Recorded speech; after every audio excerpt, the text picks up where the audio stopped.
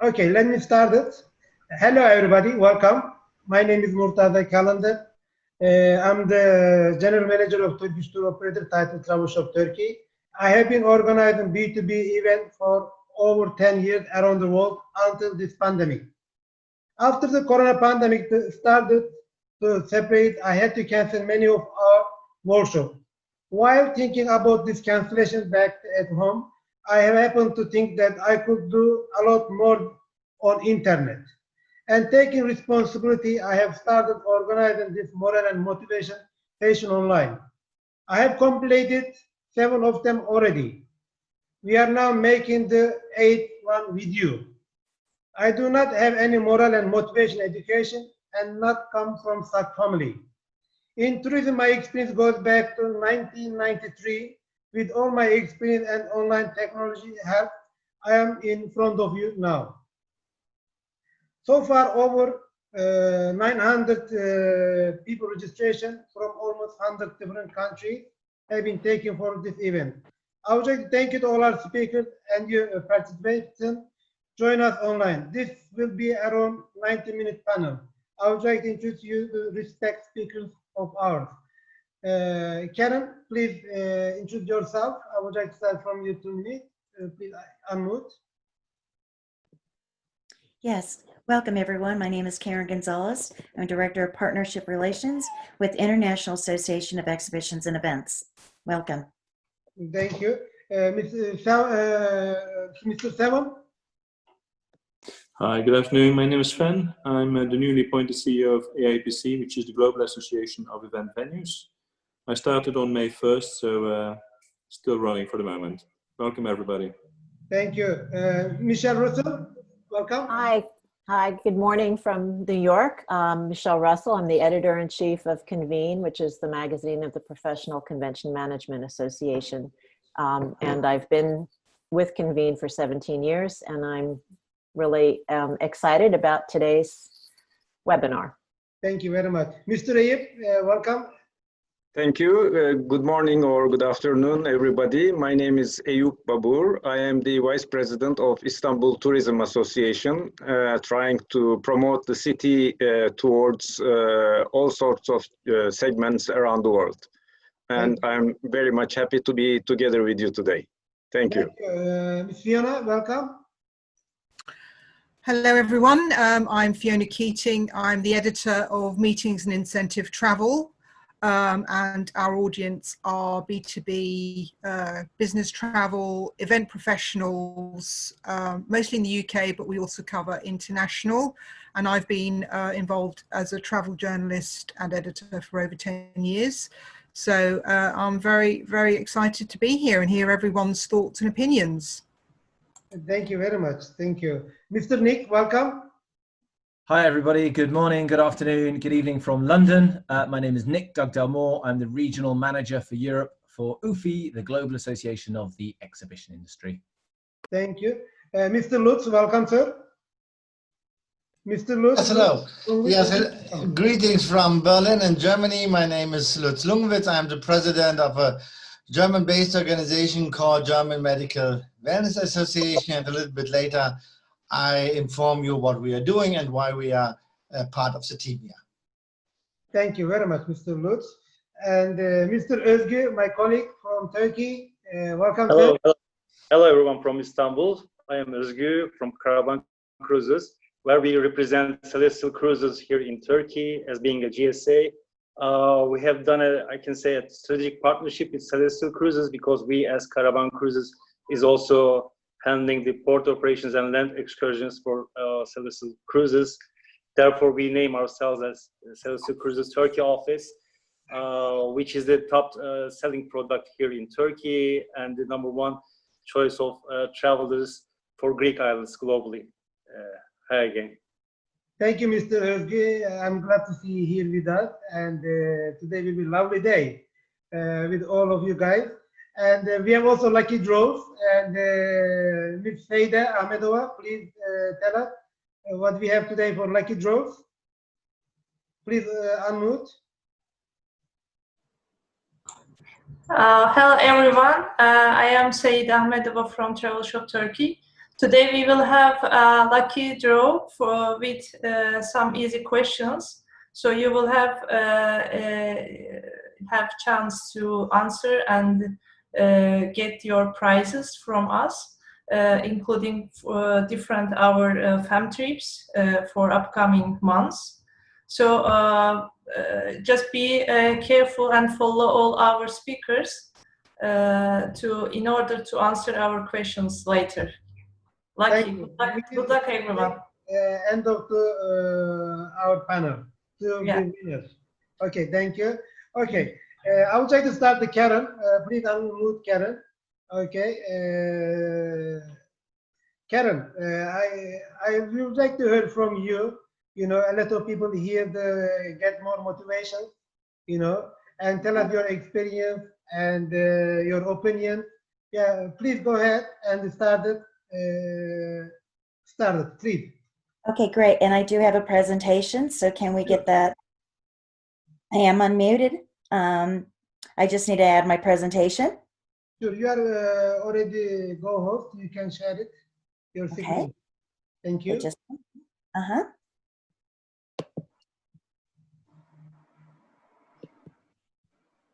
Going to my screen. Hold on 1 second.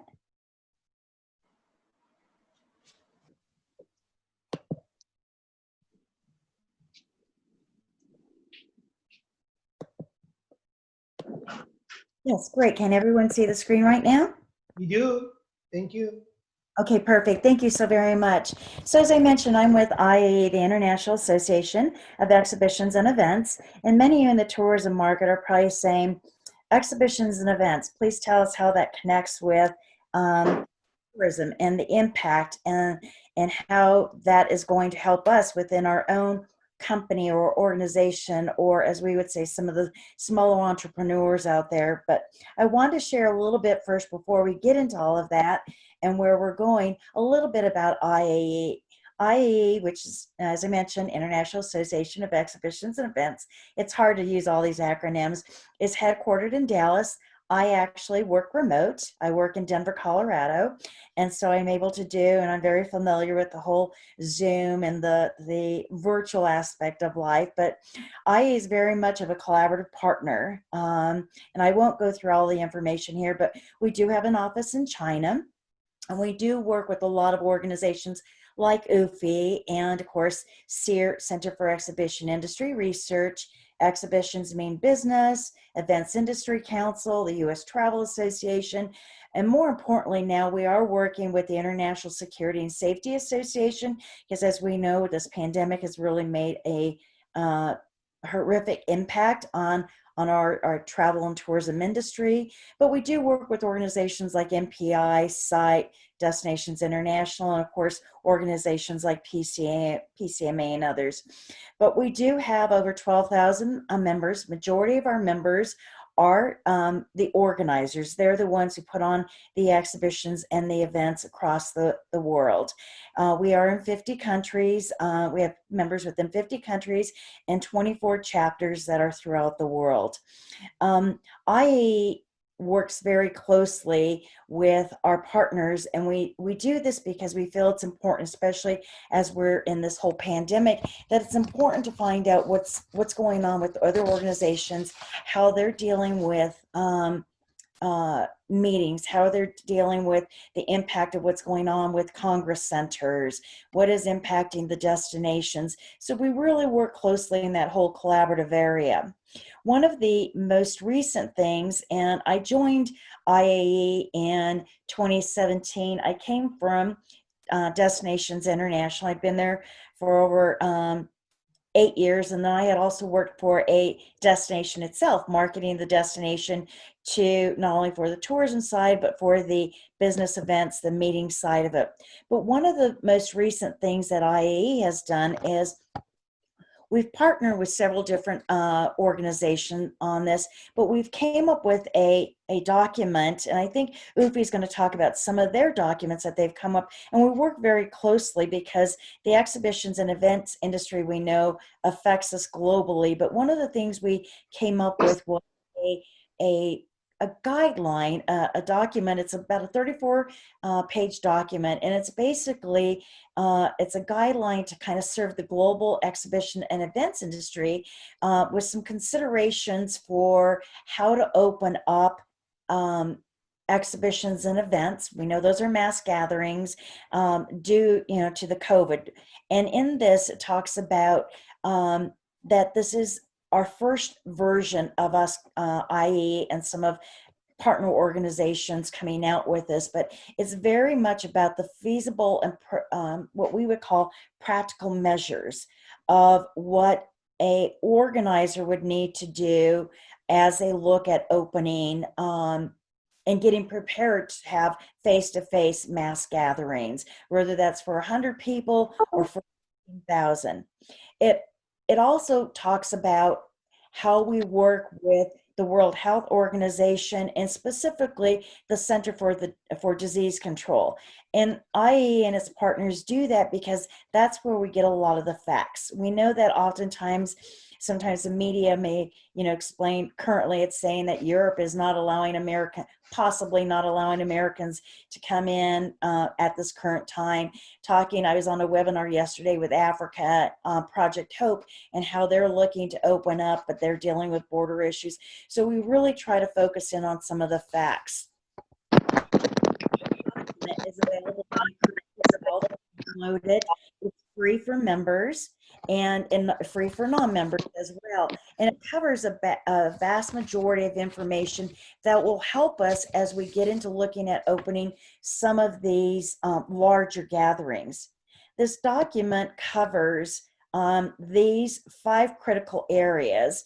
And of course, these may expand upon what we currently have put in. As I mentioned, this is the first version. But the first part of it, when you get into the document, we'll talk about general principles for health and safety. And this is more on the operational side. So this is kind of getting into those mass gatherings. And this just came out like less than 10 days ago. So it's really hot on the press. So this is why I'm sharing it with you today. It also talks about how you share the communications and education and the awareness, not only for the people who are participating, but if you might be doing a hybrid meaning you may be doing a face-to-face as well as a virtual component to the show.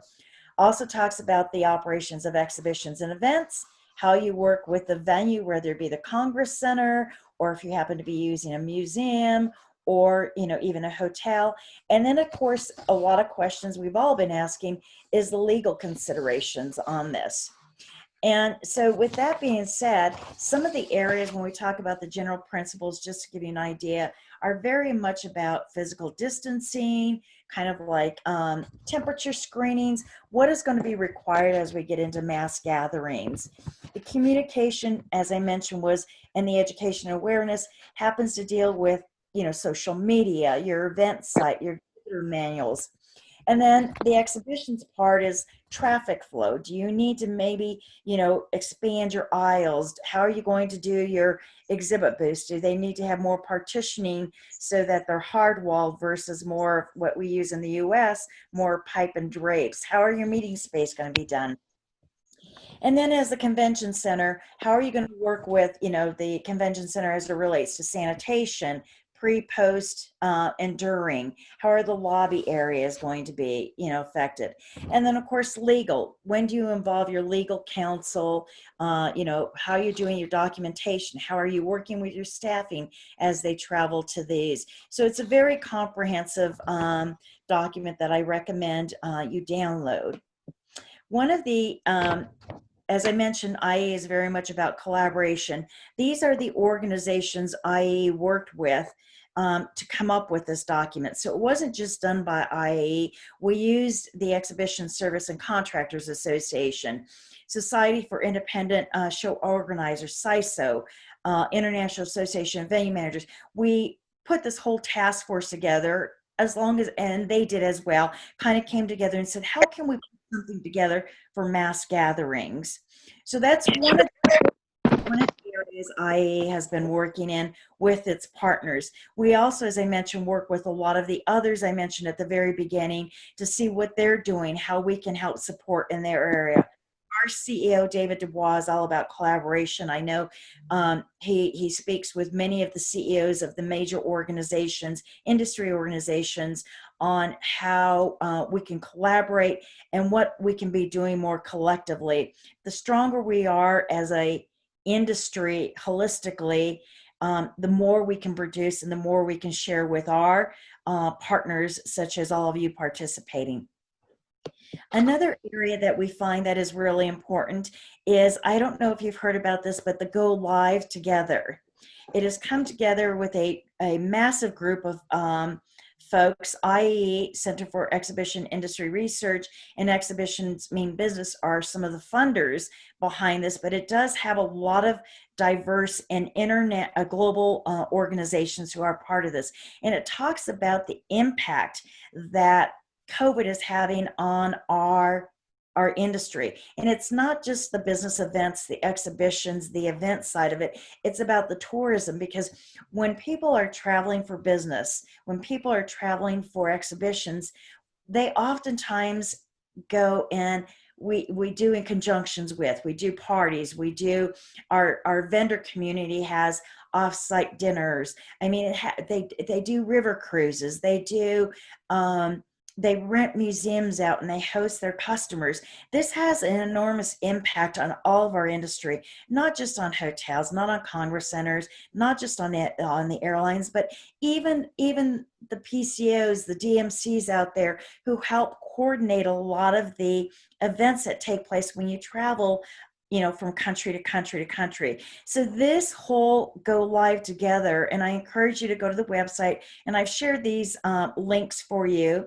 I find these very important for us, because then we as an industry can really connect and go to our legislations. We can go to our government agencies and talk about how this is affecting the impact.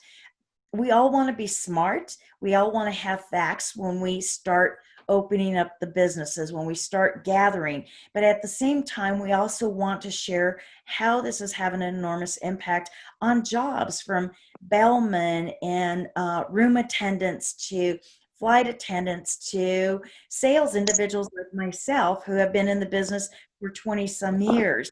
So, I share these latest areas with you, the document that we did with CISO and ESCA and IAVM, but also about the Go Live Together, because when I looked at the website, even though the funders, there's hundreds of other people and organizations who are around the Go Live Together, which we can come together and start talking about how we can how we can do much more together. It's been a pleasure kind of sharing this information. I will be online and able to answer questions and talk to you a little bit about a little bit more. Here is my information. You can go to IE's website. On this PowerPoint, it talks about the IE.com website. We have a plethora of information. We also have a COVID page. I know many of our partners like PCMA and MPI and UFI have other, they have their COVID pages. And I think some of the stuff we share can be found on other sites, but it's a group approach, a partnership approach that we come together. And I've shared enough with you, and I want to hear from my esteemed colleagues who are going to present today as well. But I will be on later to help answer any questions. Thank you, Karen. Can you please close your screens? Sure can. Okay, thank you. Karen, we will get the questions. We will open the questions chat program later on, because after our panel. But if any of our speakers have questions to you, they can ask questions. Any of our speakers have a question to Karen? I think none of you. Okay. I will have a question, Karen, but I will ask you later on. Okay, thank you very much, Karen. It's a very good presentation. Also, I kindly request from you, if you don't mind me, can you please send me your presentation so I can share it to everybody on, all our colleagues who will register on our website. Okay, thank you very much. I would like to go to Seven. Mr. Seven Bosu, can you please open can you please be unmute? There we go. Welcome. Hi. Thank you. Do you have any presentation or something? Or No, I don't have any presentation now. okay, please share your opinion, your feedback, and tell us all your opinion, please. Okay. Thank you. Thank you. So as you might know, APC is the Global Association for Event Venues. We have about 185 members in 60 countries. And as from mid-March, all of our venues were actually closed for business.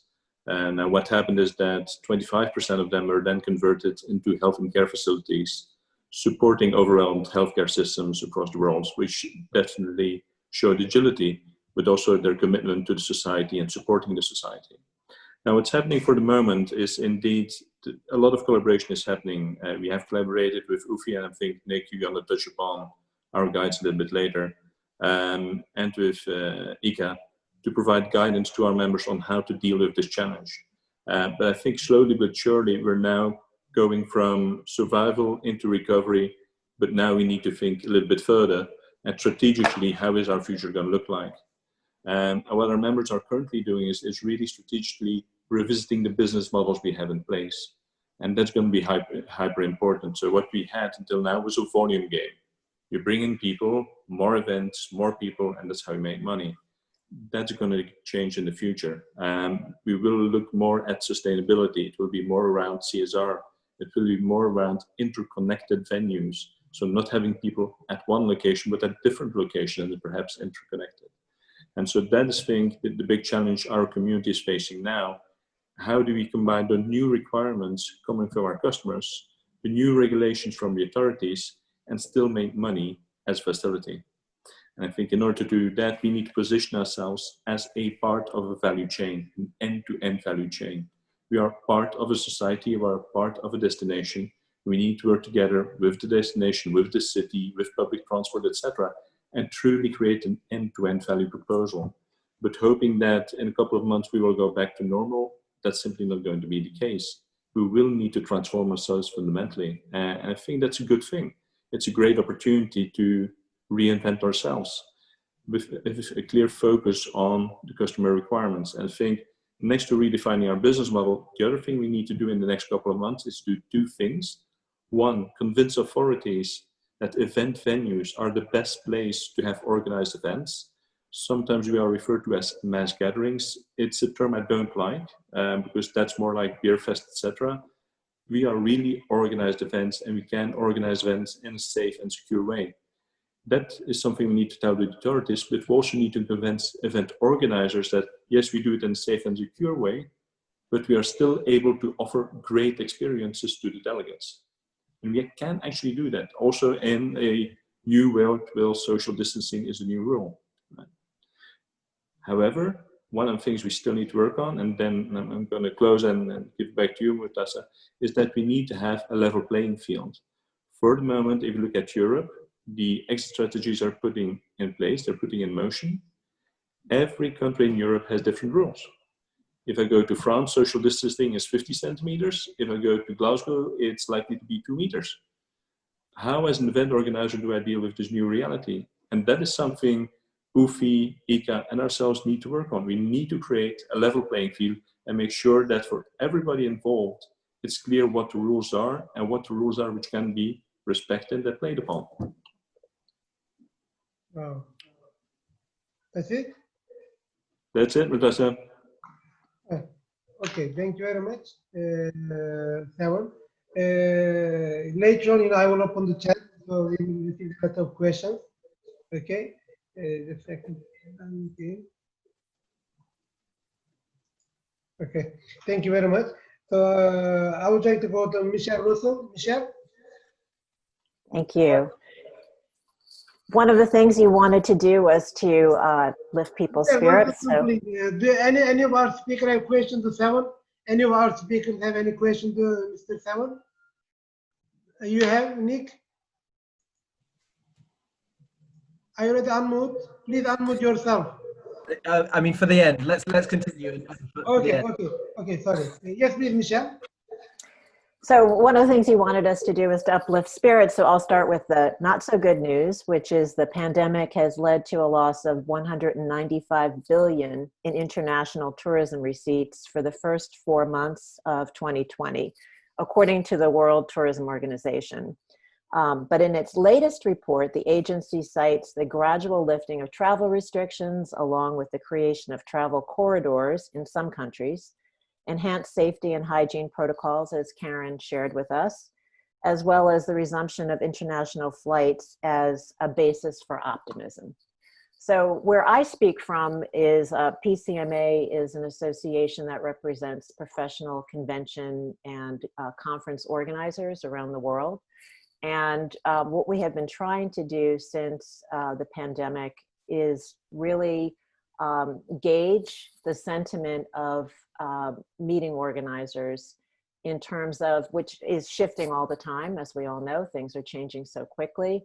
So every other week we would ask them specific questions about where they think the business events industry is going, and then just sort of compare every other week.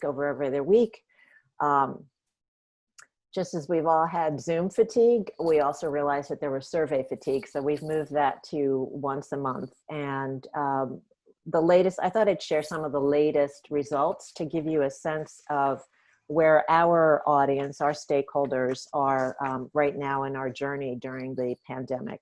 So in the latest survey, which was done very recently, June 15th through 18th, we had 951 events professionals participate, 705 planners, and 246 suppliers, mostly based in the US, although there were 8% of planners in the EMEA region, and 5% of our suppliers were in the EMEA region. One of the questions we asked is, to what extent do you believe the rise in the use of digital event technology will cannibalize face-to-face attendance at your events in the next 3 months? So by that we mean, in the next 3 months, what percent of your, how many of you think that more of your audience will do a digital event versus a face-to-face event? And the average for both planners and suppliers was extensive. Out of a scale of 1 to 5, with 1 being no impact and 5 being extensive, they said 4. So we know the next 3 months, most people think it's going to be all digital events. The next question was, in 2021, the same question, what do you think the impact will be? And it was 3. So a little bit more in the middle is the expectation for 2021. A question we asked the planners is, are you planning to redesign an existing face-to-face event for a digital platform in the next 3 months? And more than half said yes. The entire program would be online. 28% said there would be a digital component. An interesting question, I think, that we asked for both suppliers and planners, which leads to what their feeling is about how when the pandemic crisis passes, and we don't know what that might look like. We might say that that's when there's a vaccine that's more readily available. What scenario do you think best describes the recovery of face-to-face meetings for the business events industry in your geographic region? And for planners, 41% said smaller local and regional events will thrive before national and international groups gather. And 23% said small in-person events will be hybrid, which Karen spoke about, which is a digital version which has a larger audience and a smaller face-to-face group. That was for planners. Suppliers said that 49%, so almost half, said that they think it will be local and regional events that will thrive, and 16% said hybrid.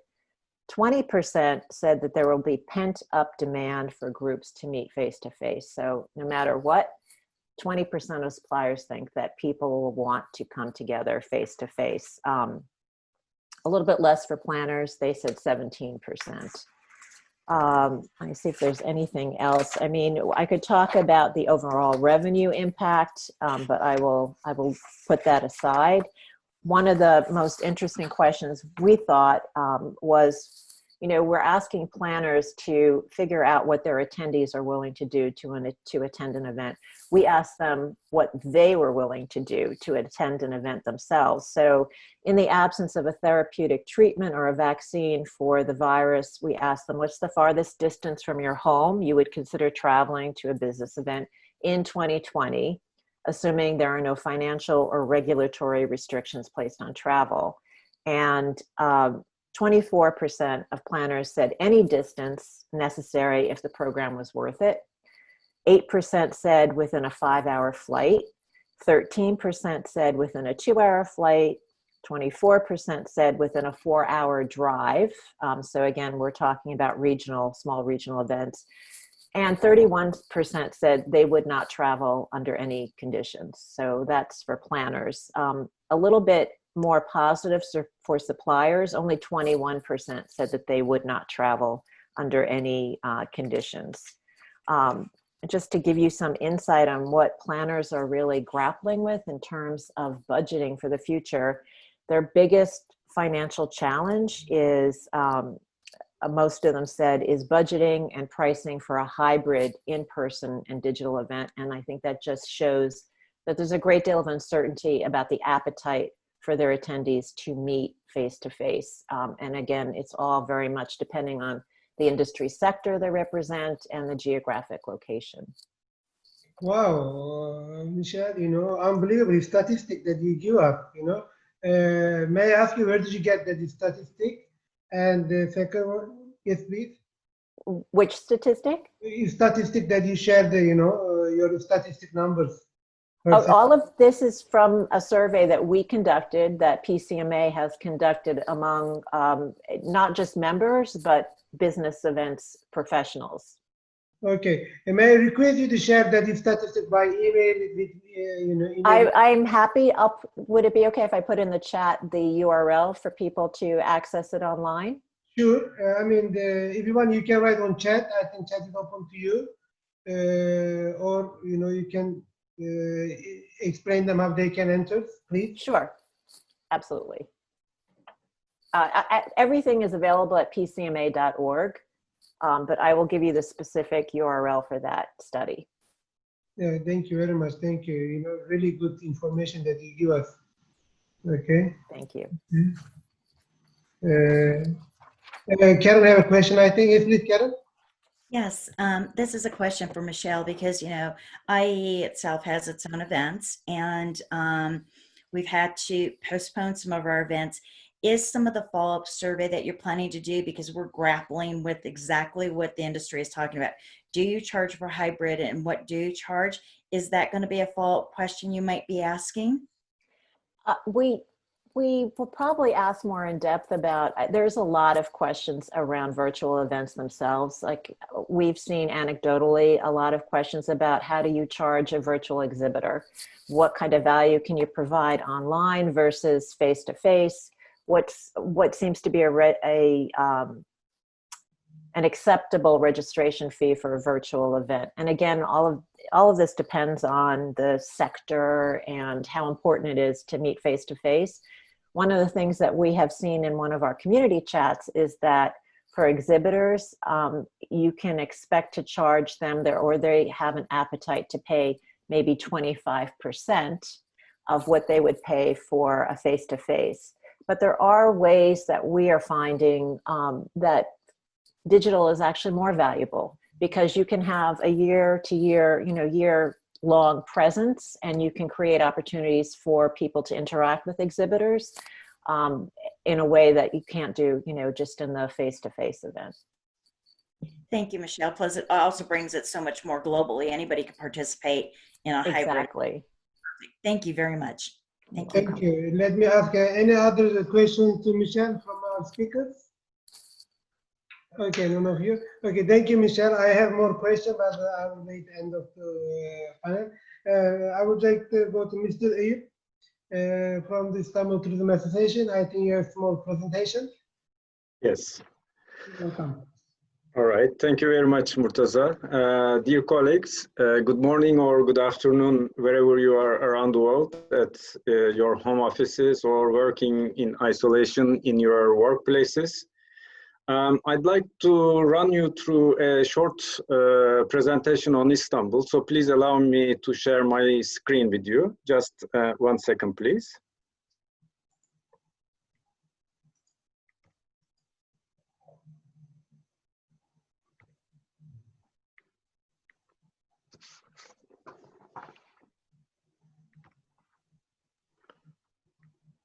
All right.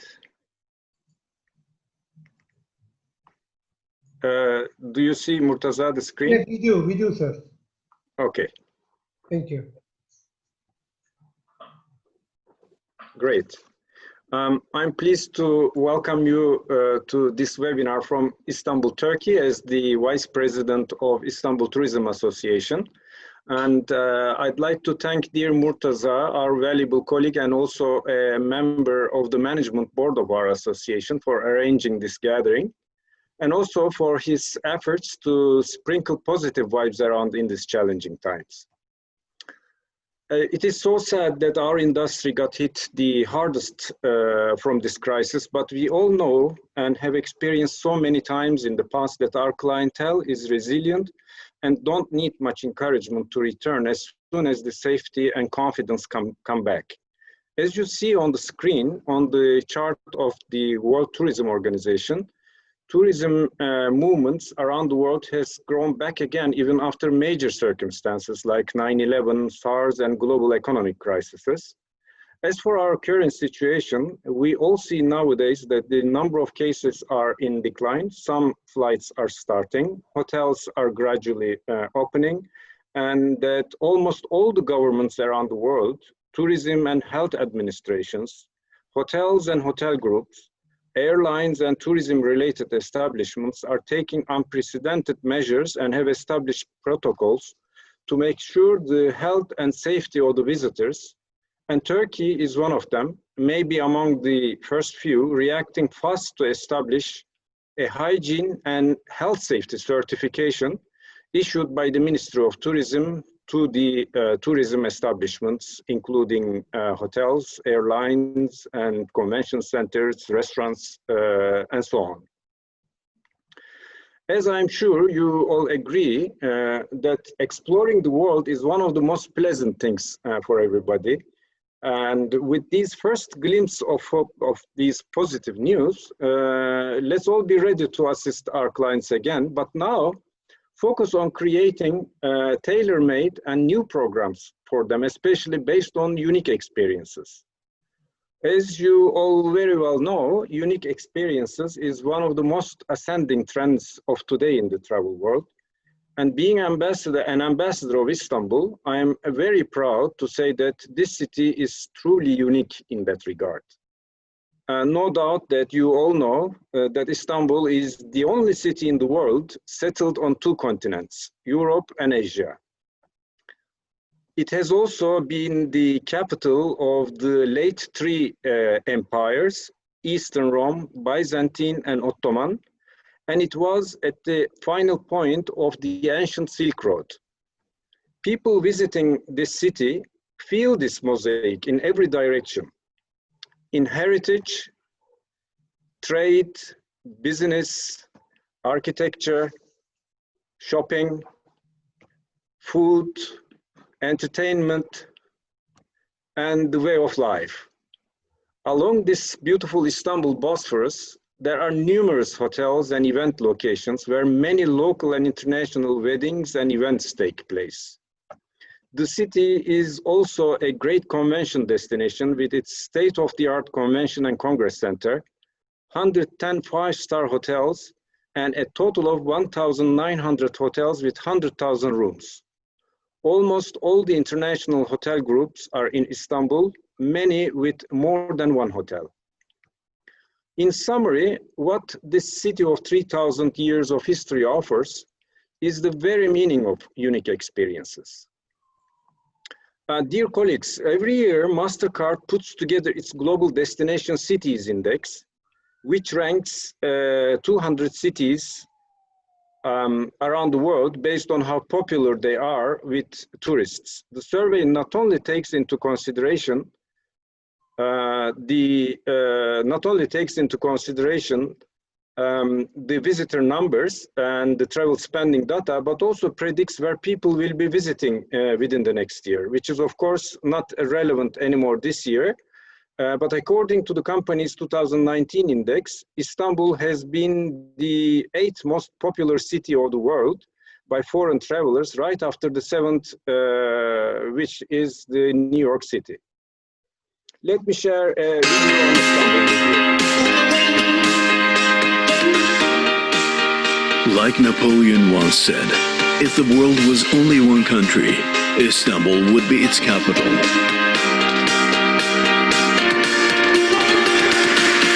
As Istanbul Tourism Association, we are working hard to add value to Istanbul's tourism, make it a powerful brand, first destination and choice to visit in world of tourism. We want our guests to experience the gorgeousness of Istanbul.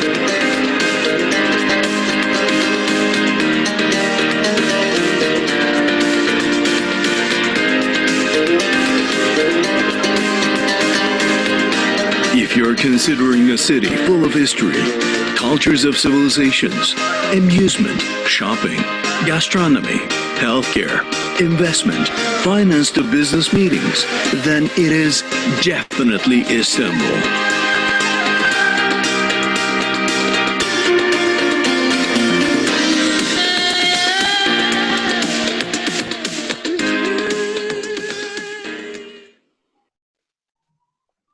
Thank you again for your participation today, and let us all be positive, optimistic, and keep a high spirit, and I wish you all safe, healthy, and prosperous future days ahead. Thank you, Mr. Ayub. Thank you. Anybody have questions on Mr. Ayub from our speakers? Okay, none of you. Okay, I would like to go to Fiona. Fiona, can you please be unmuted? Yes, hi. I'd just like to thank Murtaza for inviting me to speak on the panel on morale and motivation in the tourism industry. So I'm delighted to be part of it. I'd just like to say that, you know, we live in unprecedented times, and that's been really overused as a term, but I think it's well used because we've never lived in times like this for the entire world. But what does this mean for the events industry? So from my conversations with event planners and organisers in the UK, they are pretty much an optimistic, extrovert bunch of people, always looking on the bright side of things.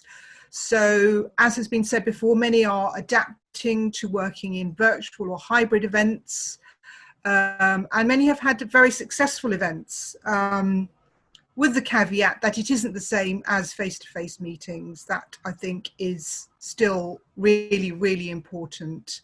But in London, we recently had London Tech Week, which was extremely successful. It was an online virtual event, and they could invite speakers such as Arianna Huffington, Hillary Rodham Clinton, which they would never have been able to have had before. So I think there's a lot to be said for virtual hybrid events, and many event organisers are upskilling, and they're trying to present very dynamic, interactive virtual events. Of course, there is Zoom fatigue and webinar fatigue. So I think in future, event organisers and planners will be pushing the boat out technology-wise to really keep audiences engaged. And although this is about morale and motivation, I think it is important to say that many in the events industry have lost their jobs, are on furlough, face an uncertain future, and certainly the small UK events companies have gone under. There's a few going under. The bigger ones will hold tight to their budgets and will probably wait it out till 2021. Having said that, I was speaking to London and Partners recently who look after tourism in London, and they are hoping to have live events in September and certainly towards the latter part of the year. I mean, I was saying, isn't it 2021? And they said, no, it's going to be. But I think we need to weigh up how much is optimism and there's a lot that has been said about a second wave. I think guidelines are, I mean, I'm confused about the guidelines, so I think a lot of people are confused about the guidelines. But looking at the future, I mean, there was a survey by London City Airport, which has opened recently, and 40% of those that they surveyed said that they do expect to travel for business or leisure within the next 3 months. So that's looking very positive. And around 79% said that they were very likely or quite likely to fly, depending on government guidelines, you know, airports, airlines. So that's really positive. And also the Paris Convention Centre, they've also released a survey which says 69% of business travellers intend to travel for business in the next 2 to 3 months. So I think again that's looking very positive for the events industry. So I think I definitely think the way forward is digital. I think I recently wrote an article about massive meetings, which seemed a bit redundant, but I think meetings will be smaller, and the people who go on those meetings will be the decision makers. So there won't be as many people going on those business trips, I think. And in the UK, hotels, restaurants, bars are opening from the 4th of July. So that again is a good thing. Although again, there is no overall standard health and safety. It has been left to the individual hotels, hospitality, the venues to create their own health and safety standards. So I think we'll have to look at that, and I think that is important. Is what are the health and safety standards, considering there is no cohesive one. But I think the events industry, it has been, you know, it's gone through recessions, a lot of upheaval. The characteristics of the industry is very positive, flexible, adaptable. You know, like they look after events when everything goes wrong. You know, things go and they just snap to, and they really do make it happen. So so for me, that's the information that I'm getting from my audience. Oh, thank you very much, Fiona. Any of our speakers have a question to Fiona? Okay, Seven, you have questions? Sorry, can you unmute so I can make a mistake? Yeah, yes, please, Seven. Hi, Fiona. Just a small question concerning London and partners. Do they position London as a destination differently now after this crisis, or is it still the same value proposals as before the crisis? They are positioning it exactly the same. From what they've told me, they are getting lots of inquiries for end of the year live events. We're not just talking hybrid. So it's pretty much the same. I really don't see. They haven't told me anything different. Definitely. Thank you. Thank you. Thank you. Another question? Okay.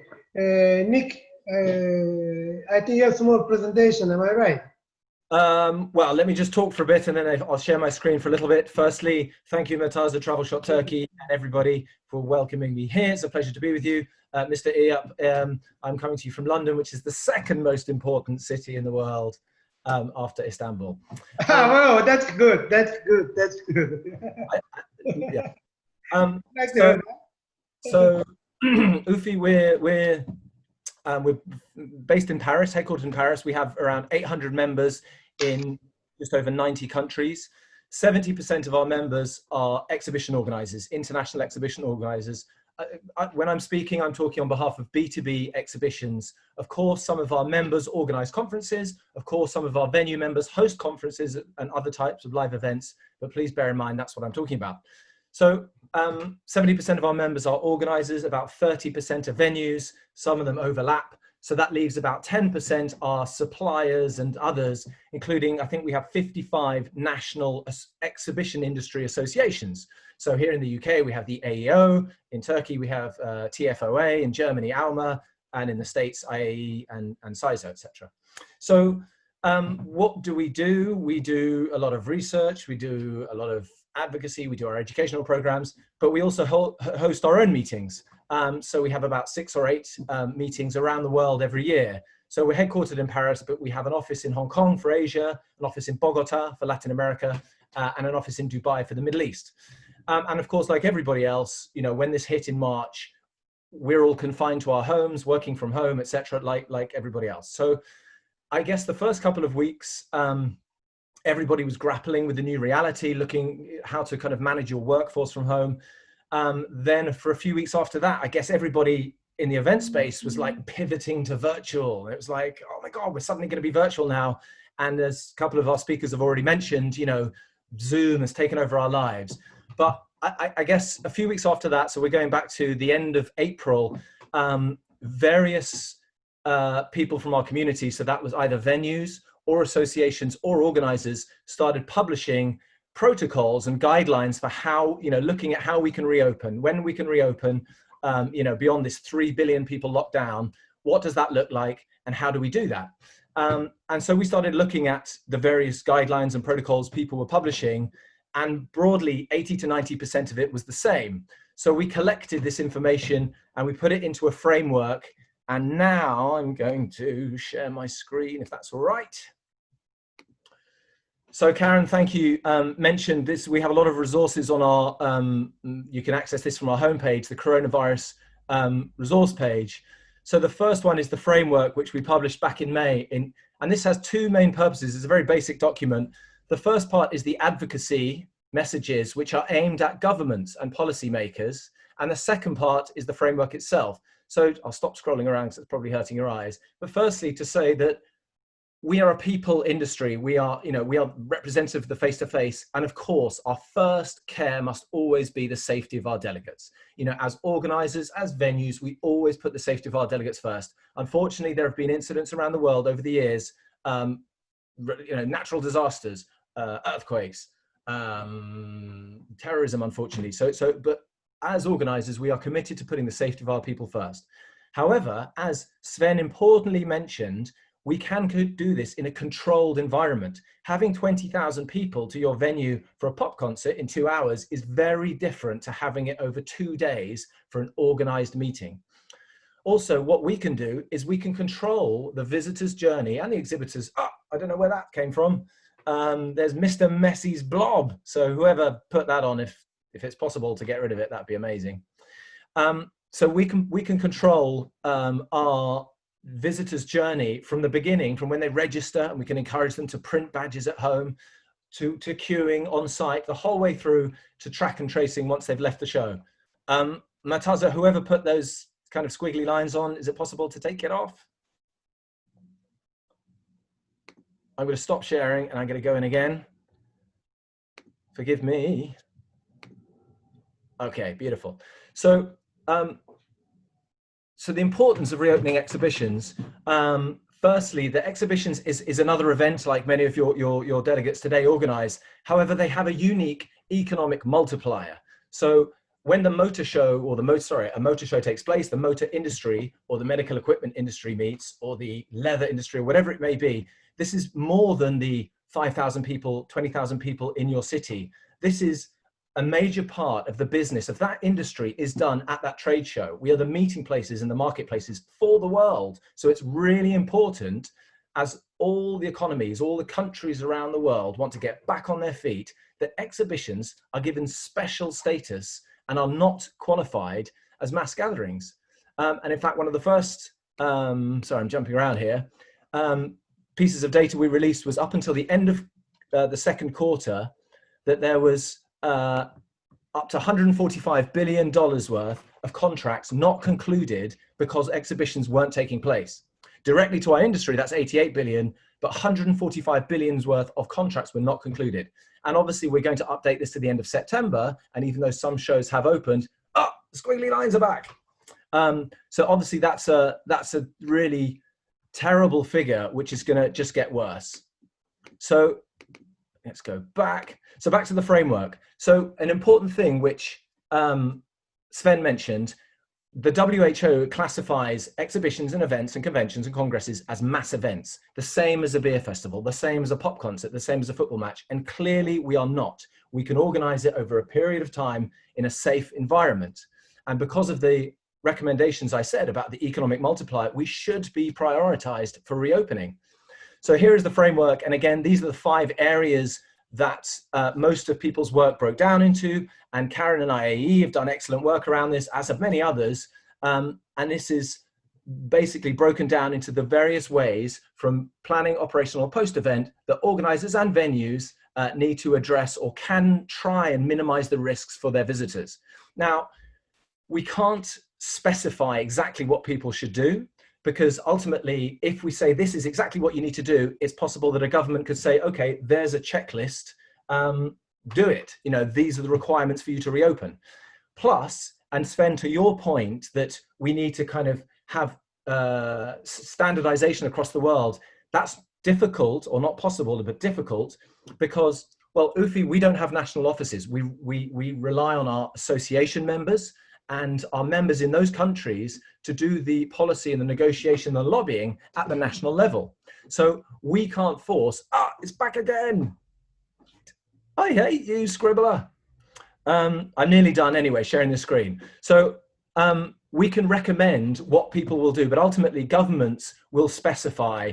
And even as you've seen within the EU and the European Union, different countries are taking different approaches. And it's impossible to manage that. In fact, and some countries like Germany, like America, like Spain have left it to the regional level for them to implement the actual guidelines. So that's the framework. Beyond that, we worked on we built on that. We joined with AIPC and ICA, who some of you may know, because shows started opening on some good practice guidance. And that was basically based on the framework, which shows some shows that have already opened, how they're doing it. And it gives a lot of detailed links into, you know, how different layouts of different conference venues, how you can operate your events in a safe environment. And finally, one final piece, one report we launched last week, which is an easy snapshot, a traffic light report of which countries around the world are open. Let's carry on because you can see through it. Which countries are open. So you can see there, Australia is open from July. China, Hong Kong, South Korea, Taiwan, Thailand, open. Others such as Cambodia, Macau, open with some restrictions. If you look at Europe, again, you know, some countries from July, Bulgaria, Latvia, Poland, that means open without any restrictions. The ones in yellow mean open, but with some restrictions. So clearly, I'm going to stop sharing. That's that. So clearly there's different approaches taken. Most countries are taking a phased approach to reopening. And what we're trying to do is to argue that exhibitions need to be prioritized ahead of other types of mass events, because ultimately they have a different purpose. You know, when you're coming together for a festival or a music concert, the purpose is social and communal and spiritual, and often there's alcohol involved. A business event is a very different proposition. Now, some of the governments have heeded this. So for example, in Germany, where they understand the value of trade shows very well, and in fact prioritize them as the rebuilding effort after the Second World War, they were very quick to distinguish exhibitions from other types of mass gatherings. And then they left it to the state approach to say, right, you can set your own permissions. So from July, there's certain limitations, but from October, everybody can open. And one by one, all the different regions, North Rhine-Westphalia, Lower Saxony, etc., publish their guidelines to say October the 1st. So that means exhibition planners in Germany and event planners, they have some certainty. Fiona, I have to disagree with you. I'm based in London. I love our industry. I love our country. But so far, yesterday, the government made an announcement about more industries that could open up, including model villages, which is a very kind of English, small touristy thing, and yet not a single word for the UK event sector, which is a £70 billion industry. Now, Excel, NEC, all these venues, it takes time to plan an exhibition. if you tell us September, October, November, say something, but at this point, and 150,000 people signed a petition, we have had no indication from the UK government whatsoever about events. So I'm an eternal optimist, but that is not great from my point of view. It's quite shocking. So in terms of reopening, we have also done some studies about whether people will come back, because ultimately it is about confidence. Confidence of the visitor to travel. And Michelle has some statistics around this, and PCMA have huge membership and reach, and I'm sure that's a massive database. And the informal surveys we've done broadly agree that there's a kind of small percentage that'll come what may, and I'm one of those that'll come what may. As soon as I'm allowed on a plane, I'm coming, and if anyone wants a hug, I'm hugging. But understandably, there are those that, of course, don't feel so safe. Now, alongside that, before this total pandemic, we had two trends. One of them was that the big global event, if you had it in your industry, was becoming more regionalized. And secondarily, the social responsibility. So you may have seen the German Motor Show in Frankfurt. There were climate change protesters protesting the industry. So these were happening already. Exacerbated by this, I think, yes, of course, we will see, as Michelle said, a trend towards more local and regional events. Now, if you have an event in a largely national market, so one of the very first exhibition to open up was a motor show in Hunan in China, and that's 95% national. So that opened up fine, and that doesn't affect their bottom line too much. If you're based in Singapore, where 80% of your visitors and exhibitors are international, that's a very different picture. We're of course reliant on international travel, on visa, on quarantine restrictions, and all of that. So, if you're the big German organizer of the big kind of European or global event, yes, I mean, that's going to be challenging for the kind of autumn shows and even the spring shows next year. However, if you run a kind of medium-sized, large-sized show in the States, that may be possible. If people within 5 hours, I mean, America's huge, but 5 hours, you may be able to capture a large portion of your base. Virtual is another conversation which we could spend a whole webinar on, but obviously our members are looking into that and are doing that. I just mentioned the Canton Fair, which is the largest sourcing show in the world, partnered with Tencent. So they're already doing it, which is basically looks like a Zoom with 1,000 people and the exhibitors are demonstrating live. But ultimately, look, I'm an optimist. I believe in our industry. And I think the more virtual the world goes, the higher the value on a real face-to-face event. So when, because there's a football match, a soccer match, if you're in America, the UK Premiership is beamed to 1 billion people around the world. Does that mean people don't want to go to, Anfield or Old Trafford in Manchester? No, it puts a higher value on the people actually being there. Same argument was with televising baseball, and in fact, it just widens the reach. So I think virtual can widen the reach, as Michelle mentioned, give us a 365 window into our markets. But ultimately, I'm a big believer in that the face-to-face industry is here to stay and will be here in 1,000 years. And that's it. And to conclude, I mean, I wanted to sing a song because this is morale and motivation, but Murtaza wouldn't let me. So I think I'll just reference the legend of the Persian Sufi poet who said how a king asked one of his sages for an inscription on his ring, and he wanted an inscription, he wanted a phrase that would last throughout the ages. And he went away and he came back and he said, "This too shall pass." So I think wherever you are now, and it's a horrible time, this too shall pass. Teşekkürler.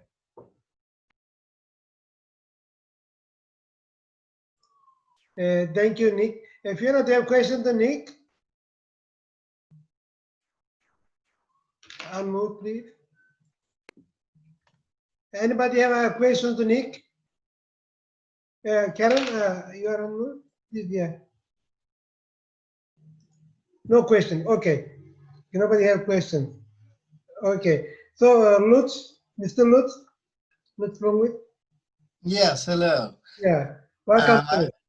Yeah, thank you very much. I hope everybody can hear me, and of course all of us can learn a lot of things from me. I know now that London is directly after Istanbul. Then I hope that Berlin, where I stay, is then number 3. So we have 3 important towns in Europe. Okay, so let's start. First of all, thank you very much that I have the chance to be part of this panel here. We are, of course, not quite new in the tourism area, but perhaps new a little bit in these panel discussions and organizations like this one. So thanks to Murtaza to invite us. I think the time is running, so I just give some impressions without some slides. I will send it later directly to Murtaza to inform everybody just about our organization and, of course, about the feeling after the, not after, I think we are directly inside the problems of the coronavirus. It's, of course, very interesting to see how the world is changing. The life in Germany is, in my mind, complete other. And we are, as in some other countries, we are more open. We have found, in my mind, a very nice and interesting way to find some ways out of the corona crisis. Everybody is now waiting in Germany. Do we get a second round, or is it perhaps the final way of this virus? But just some words, if you allowed me, only in some minutes, about our organization and what we are doing, because I have the feeling we have the big chance after this crisis for some new ways, let us say, in the field of tourism, because we are working directly, as our name said. I'm the president of an organization called German Medical Wellness Association, and the main point of an organization like this one is, of course, the field of medical wellness. So what we are doing, we are working between hotels, resorts, and, let us say, hospitals. We are dealing in the field of health tourism with a lot of very nice and international partners. I hope that some people are also enjoy this panel discussion here. And we use a wording, and just to say it again, as a wording called medical wellness. What is medical wellness? Some people know this, some people don't know it. We said medical wellness is a combination of conventional medical services, alternative therapies, and offers a relaxation in a traditional spa. So this is two wording. This is wellness. Everybody knows from us, of course, what is wellness. And the additional program is a field of these health programs, the field of medical. So the field of the medical, of these health tourism numbers worldwide, what we saw, and perhaps what you also know, because all of us are working and dealing in the field of tourism, it's a big, over $30 billion US market worldwide, and I'm quite sure it takes some, perhaps 2-3 years, but then I hope, and I'm also optimistic people, I'm quite sure, and I hope that we find the same figures what we have before the crisis, also in the next 2-3 years after the crisis. So it's a big, big billion US market. The most important regions, as we know, is Asia, the United States, of course, Europe, and some parts of, only some parts of Africa, and some important countries, as all of us know, is the States. It starts, of course, with the United States in the field of health tourism. Germany, Turkey, yeah, for Turkey, it's a very important big point, the field of health tourism, as a field of tourism in these fields to visit Turkey, as all of us know, Malaysia, Israel, Hungary, Russia, and a lot of some other countries. For instance, just to say it, if you look for some special treatments like plastic surgery, you will see that, for instance, Korea is the #1 in the field of skin care and plastic surgery. For burnout prevention, it's more Europe, and there in Europe for Germany, Switzerland, Austria, and these such kinds of countries. What is medical tourism? I think all of us know this. Medical tourism is a practice of traveling abroad in order to receive a medical treatment. Most of the customers who use this one, what they are looking? It starts with the medical field, for instance, eye lasers, hair transplantations, dental treatments. This is, in my mind, things we also need after the crisis. They are looking for checkups, for weight loss programs, and for beauty and cosmetics. And you could use it, the field of the idea of medical wellness, what we prefer also in hotels, spas, and in clinics. So we are using, besides these special things like the skin tightening and something what I said before, you also could use thermal water, thalassotherapies, Ayurveda, and more. What we are doing, and especially I think, and I hope we do it much more in the near future, we are looking for some education programs for the people who are working and dealing in spas. We have an own testing fields and own quality insurance system for hotels. With some special medical wellness criteria. Where we are looking now also, of course, about the problems or not the problems, I hope that all of the hotels find some solutions in the field of the hygiene standards. We need much more in the near future. So just some last words. Murtaza sent us some questions before with the idea to develop a short speech here. And the last questions from him was what we are looking as a group, what do we feel, or in which way the people who are looking to the panel discussion, what would we like to recommend them? And for me, to say it very easy, I'm quite sure that, and I hope that the hotels and the resorts are looking for some new education programs after this crisis. And of course, all of us has to look to some new tourist fields and tourist areas. So at the end, to say directly, let's work together. I hope also in a group like this one, and develop hotels, resorts, and more to some leading medical wellness destinations. So thank you very much, and please let us stay in contact together. Thank you, Lutz. Thank you very much. Anyone speaker have question, Mr. Lutz? Okay, none of you have question. I think Nick, do you have question? No, no question. Okay, I would like to go to Mr. Özgür. Before Mr. Özgür, we would like to remind our lucky draw, because a lot of message I received on my WhatsApp. When is the lucky draw? Seyda, can you please from our lucky draws? When will be? Welcome everyone. It's our 8th Moral and Motivation Panel in tourism industry. Yes. Okay. We will be making a mini surprise today with easy questions in relation to popular culture and in regards to our meeting among our participants by the end of this meeting. So please be careful and follow all our speakers. So we will have some questions also about the order of the speakers today. Thank you. Thank you. Mr. Özgür, welcome. Hello. Please also tell us the good news about the Istanbul port, new Istanbul port. We have very good new airport, but also I hope our new port, cruise port, is also completed. Am I right? I don't know. Please tell us also. Yeah, I mean, Galata's port supposed to be open in this April 2020, and by chance, Celestial Cruises, our Celestial Crystal vessel, will be the first ship, calling Istanbul Galata port. We pretty much planned fireworks, shows, some entertainment for this first call, but we have to postpone it, unfortunately, because of this pandemic era, let's say.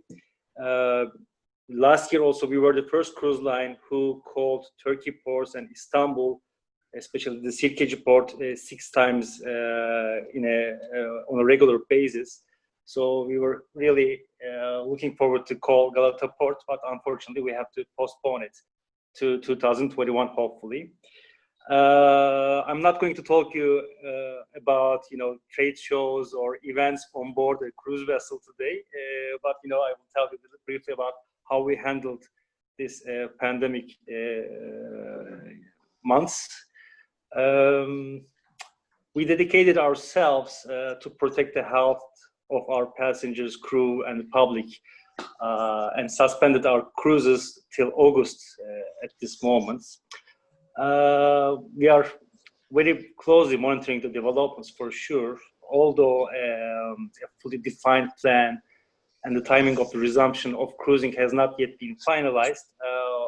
The cruising industry is planning extra safety precautions, and we are waiting for cruising sailings to be allowed again. A set of core protocols, operational enhancements are planned right now with the involvement of all cruise line players, cruise lines, and CLIA members, and these rules to be implemented strongly once the sailing is starting. Once all these are clear, we will not resume our operations until we can ensure that the health and well-being of our clients, guests, and crew, everything is on track. But we have two things that was pleasant in this unpleasant environment, I can say, because we were supposed to start our operations for 2020 by March. So after the pandemic started, we immediately stopped our operations. We suspended our cruises. So we never had an incident or a case on our ships. Secondly, Greece is one of the best practices in terms of handling COVID-19, where they have much fewer cases compared to other European countries and the region. Therefore, we are waiting for the developments at the moment, I can say. We are making all our plans right now for 2021. Despite the current climate, the uncertainty in the marketplace, we are very pleased to see that there is a booking trend, or requests are already coming for 2021. There are a couple of reasons behind that for sure. The first one, of course, there were people who were willing to join a cruise, who were willing to explore the destinations, but because of post departures, they have to also postpone their travel plans. Secondly, during these cancellations, we offered our clients future cruise credits, which major cruise lines also did the same. It was, and this future cruise credit, the value was more than the value they have already paid. So these clients also started to call us for making their plans for 2021. In the near term, we see a huge potential in the source guests from short-haul destinations, mainly top European markets at the moment, and of course the home markets, which is Greece and Turkey and some neighboring countries. In this respect, we of course prepared some messages and key messages for our customers and for the travel agents and travel partners, that the strong sides of what Celestial Cruises offers. The first one is, like as I said before, we never started our operations, so we never had a case on our vessels. Secondly, the destinations that we are visiting, which is mainly Greek islands, all the side islands that you can imagine, had few cases. Some even had none. We are a destination-oriented cruise line, so the time spent on board on the destination visited is much more than the time spent on board. So we are highly focusing the beauties of Greece, what Greece offers, the nature, history, green, blue, everything that the land offers us. And for the audience, I know that there are some travel agents who are, you hear me, by the way? Yeah, we do. Okay, sorry, something happened to my screen. So there is a travel agents audience for sure who are watching us at the moment. We are offering 3, 4, and 7-day cruises. So we are promising elasticity in terms of time and the budget, because there are a variety of choices that Celestial Cruises offers. And what is more, for European markets or for long-haul markets, there is a possibility to extend this cruise experience with the land portion, let's say. Because to give you an example, a client who's willing to, or traveler who is willing to join one of our cruises can extend their cruise by exploring Greece in depth. They can join a cruise, 3 or 4 day, disembark the ship in Turkey, explore Turkey again, a couple of days or more or less.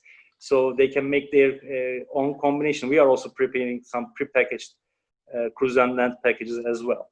So this gives you an option to embark and disembark also in Greece or Turkey as well. So in conclusion, what I'd like to say for Celestial Cruises is that it is the easiest way to explore Greek islands. It's more convenient, more comfortable, and budgeted. Because as I said, imagine an individual traveler joining or who's willing to visit Greek islands. They have to fly to Greece first, and then take a ferry to go to Mykonos, another ferry to go to Santorini, another ferry to go to Crete. So this is very time consuming. That's why we are the easiest and more convenient way to cruise in the Aegean, I say. Thank you very much, So Mr. Özgür. if you have any questions, I would like to answer, because the idea right now is much more focused on the conventions and exhibitions. Cruising is kind of different. If you have any questions, I would like to Yeah, answer. also nightlife, Mr. Zeynel Kılıç is with us. Any questions, Mr. Özgür? Nobody have questions? Is the last speaker, Mr. Zeynel? Can you please unmute yourself? Mr. Zeynel? Okay. Can you hear me? We do. Mr. Zeynel, tell us also the entertainment in Turkey. Of course, we have many conference events, yeah, and cruise. And please tell us also the entertainment nightclub in Turkey, more about. Mr. Zeynel?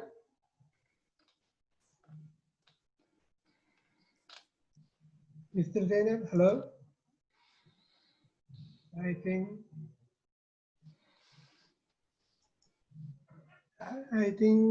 he's offline. He was here only. Okay. He just is connecting again. By that time, I would like to, thanks to Mr. Dan, our Vietnam fun trip sponsor. Dan, I make it unmute. Please inform us. What is the 4-day fun trip including Vietnam? You have 2 minutes, sir. Ladies and gentlemen, it's very nice to see all of you here. Murtaza is a very good friend of mine. He established Travelshop Vietnam. I'm the one who managed it. In September, we plan to have a farm trip in Vietnam. And, as COVID happened, everything is very bad around the world. However, we are proud of the Vietnamese government who already, paid very attention and use experience to stop the virus. And now everyone can travel freely, but only inside the country. And no need knockdown, and everything is open, including everything. And we plan to open to the border gate in mid-July, and Vietnam Airlines will open up in starting from 15 September. Then I am quite confident about our plan for the farm trip and workshop, B2B workshop in Vietnam, raised by Murtaza Kalender. And today I'm here, listen to you and also understand you very well. And I want to share with you that Vietnam is a very safe country. You know, we open, but very safe for the virus, antivirus and everything, hospitality. And here, I'm on forum today. I really want you to come to Vietnam and we will have a further talk about our future business. Thank you, Murtaza. Thank you. Any question, please ask me. If we don't have time, I will write you by email. Okay. Okay, somebody said, Mr. Zainal, can you hear me? Mr. Zainal? Okay, he's not hearing us. I'm opening the chat. You know, if anybody have questions to our speaker, let me open the chat program so we can ask you. Please type the chat if you have any questions to our speaker so we can read it to them. Murtaza, ben duyuyor musun? Okay. Duyuyoruz abi, şimdi duyuyoruz. Buyur abi, şimdi duyduk. Welcome sir. Zeynel abi. Mr. Zeynel.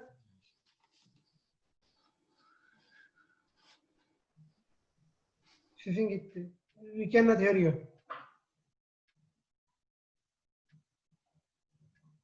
We cannot hear you. Okay, we just opened the chat program. If anybody have a question, please type here. Mr. Zainal, we cannot hear you. You know, we can't hear you. Can you please contact with your other mobile phone or somewhere?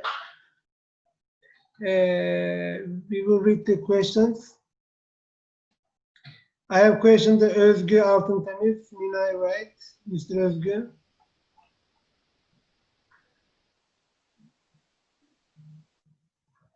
Karen, Fatima asked you questions. Can you please unmute, Fatima? My name is Farah from Indonesia. I want to ask you to Miss Karen before she shared the guided line, the reopening and event. She also shared some of the content. So because months of COVID passed, most people already use online everything. I want to know how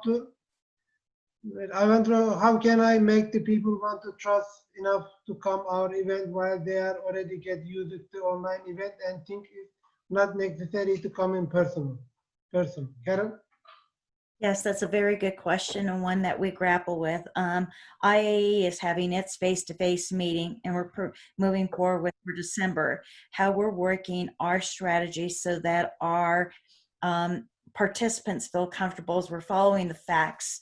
So our show happens to be in Louisville, Kentucky in the US this year in December. And so we're working with the health organizations in Kentucky. We're following the CDC lines and we're sharing all that information with our participants. We are also offering a hybrid component to that for those who do not feel comfortable in traveling, which means at this point, we're going face-to-face and a hybrid. But if you work off the facts and you work with your local government, your local health organizations on what are the parameters and what are the health and safety standards, then, and you share that with your participants, that is what you have to go off of, and that is what you have to prepare for. We are doing the exact same thing. We did have an event that was scheduled in Abu Dhabi this year, that we've had to move to 2021. We are now working with the Abu Dhabi Tourism Office, the ADNIC, which is the Congress Center, and we've hired a contractor, First Arabia, to help us so that we can address any health issues so that your attendees, your participants, we call them participants, are feeling comfortable with the safety measures that you put in place that also follow the standards and guidelines that the government has put in place for that destination. Thank you. Mr. Özgü, Nina, right? About the opening of the Celestial, how they will work like before or change the date? Nina. Excuse me. She said about the opening of the Celestial, how they will work like before or change change it with date. Sesin kapalı. Is this for, who's this for? Mr. Özgü. Yeah. If I understood it correctly,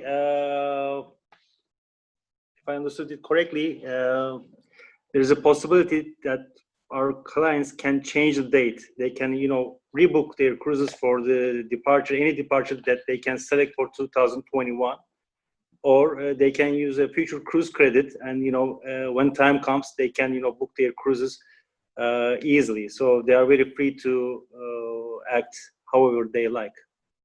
If this is the question, if I got it. The other question to you. When the iTravel will be out for the cruise from Istanbul to Crete? In 2021, starting from October, in the months of October and November, we will have departures from Istanbul. There is an overnight in Istanbul at the same time.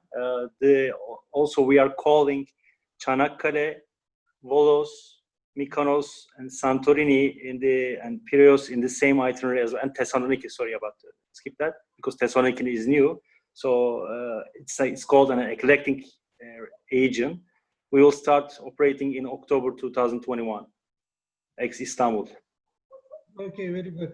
Nehal Shak asking the Fiona. My question is to Fiona. How do you think London can be safe with no guideline for COVID by government for all? Sorry, could you repeat that, just the end bit? My question is to Fiona, how do you think London can be safe with no guideline for COVID by government for all? Very difficult. There are guidelines.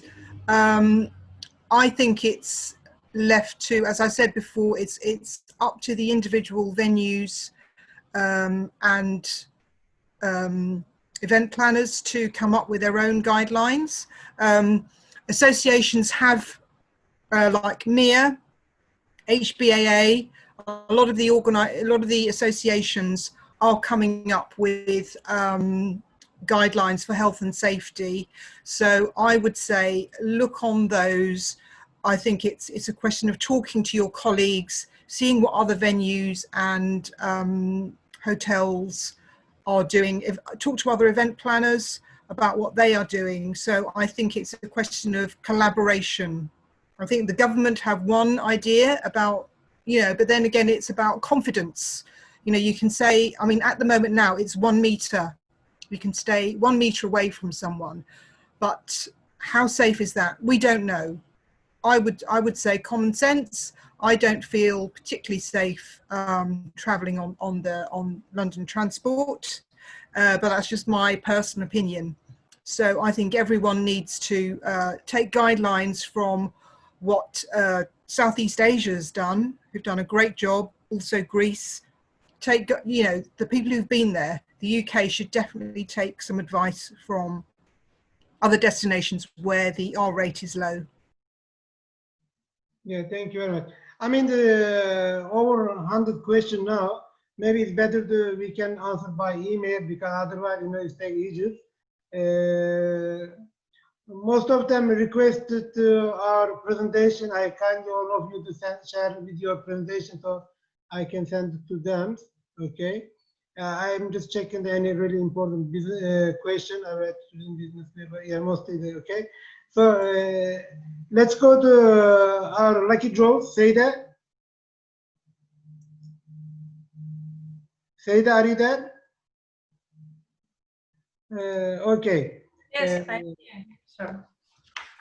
So we will start from first question.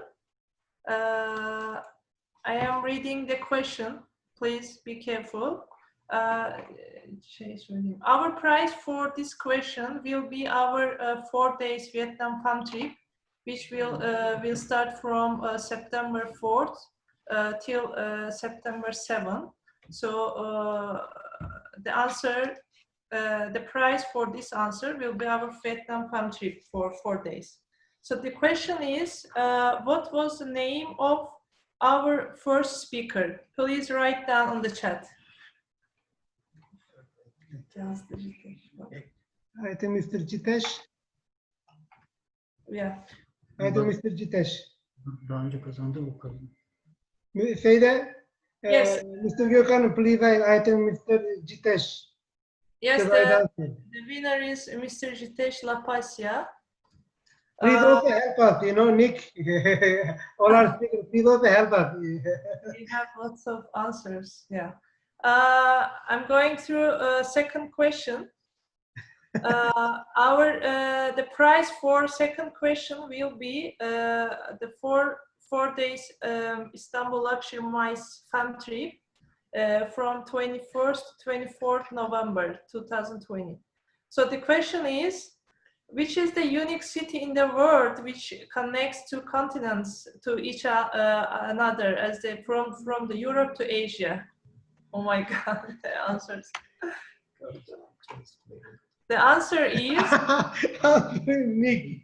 Yeah, Istanbul. Yeah. The winner. Just a second. I think Nick.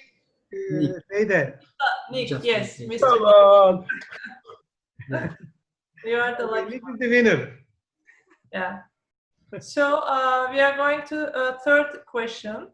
The prize is 3 days Kuşadası and Ephesus Fam Trip for 24th of November 2020.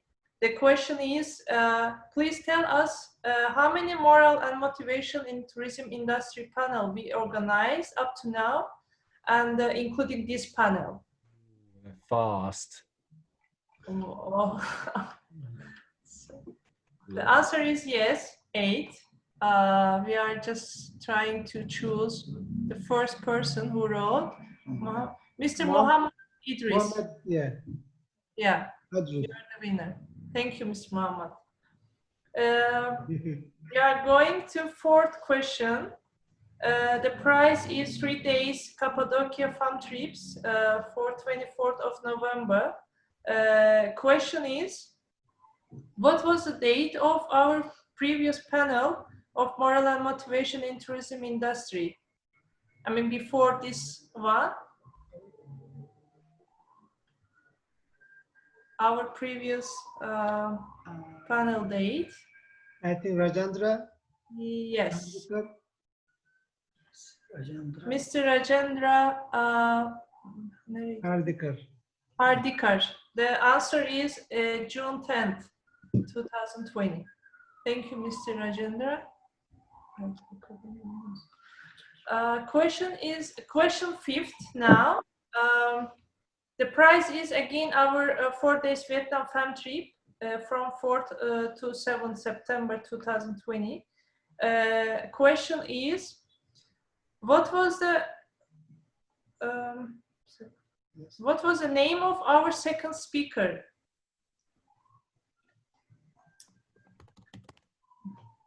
You're trying to catch the name. Zim? Yes. Dear Zim Mohtisham. The right answer is Mr. Sven Bosu. Seven, you become more famous, my friend. Yeah. 74 people answered that question. Unbelievable. That's good. We are going to question 6. So the prize is again our 4 days Istanbul Luxury Mice Fam Trip. The question is, who is the founder of Republic of Turkey? Oh, yeah. Nick, it's not fair. It's not fair. Trying to get the second ticket for Istanbul. Need to find. Now, after the Nick's the winner anyway, he will be my guest. Yeah, I give it to Karen. I give it to Karen. Karen will be my guest. We need full name.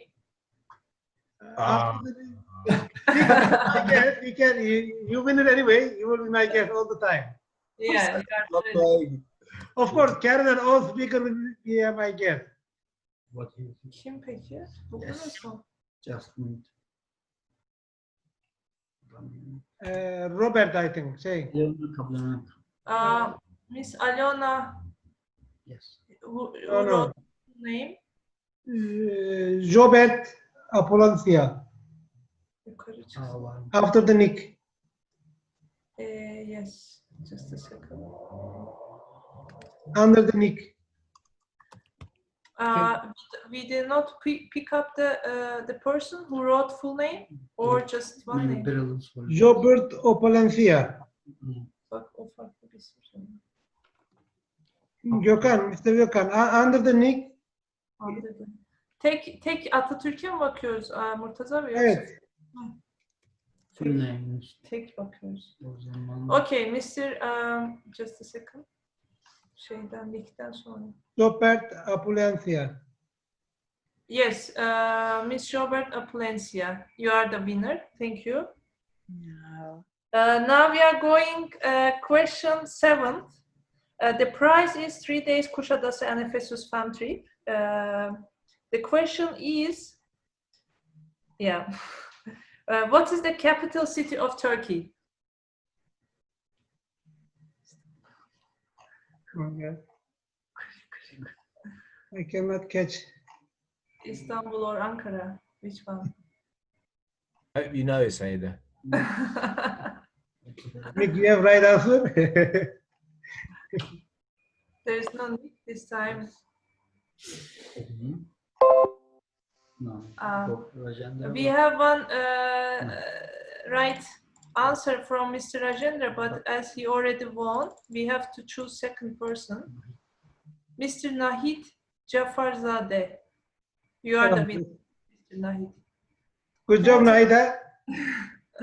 We are coming to the last question. So, I really want to get the right answer, the final question. I'm really wondering yeah, this is about Turkey. Please go ahead. The prize is 3 days Cappadocia fam trip. The question is, what is the official language in Turkey? Bekle şey biraz. English. Let's answer. True. Jobert. Bu işte. Samir. 9. Ay, eli karışmış bir şey çıkmış. Rashid. Samir. Jobert won before, Kazanmış. but Rashid. Samir'i seçmiyor musun? Yanlış yapmış. It's not true. Okay. I think that Rashid. The winner is Rashid Vohra. The answer is Turkish. Congratulations. Onun üstünde 2 tane yazmış şey. Onlar daha önce Miss Robert already won the prize. That's why we are going second one. Who is the right? So Rashid Vohra. So yeah, congratulations to all the winners. Yay! By the way, I like to thanks to Lenor Ibar from South Africa. He's supposed to give us some time. She's here. Lenor. Thank you. I truly appreciate it. And good evening and good morning to everyone. Lenor, Some very thank you very much. Lenor, one thing, thank you very much. You know, maybe 2 minutes you can tell us who you are. Then we will have to close from our panel. I'm sorry, you know. Okay. No problem. Thank you very much. Please. Yeah, we will close the event. Okay, I just want to say the one good thing that we can take from COVID-19 is that everybody wants to get out of the house and travel. And one of the destinations where you can find 360 days of sunshine is South Africa. So I would like to recommend that anyone and everyone, South Africa will be number 4 on the list, as it's first Istanbul, then London, then Berlin, and then South Africa. So in this time, the exchange rate, because of everyone is also looking at their budget in South Africa, is really good. We currently are looking at $1 equals 17 Rand. And one of the places that you can visit is a spa. So for a spa treatment, you're looking at maybe spending $100, a full day 6 treatments, lunch, and breakfast. So you're welcome to send me an email or visit our website, and we can assist you to put through your travel package together. And South Africa is definitely one of the best places to visit. Thank you very after much. Istanbul. Yeah. I would like to thank you to all of you, all our speakers. Very good event and very good panel. Thank you very much. I hope to see you again in Turkey, face to face. I will host you, all of you, as my guest in Turkey. Thank you very much and goodbye. Thank you. Cheers. Thank you, Murtaza. Thank you. Thank you. Thank you.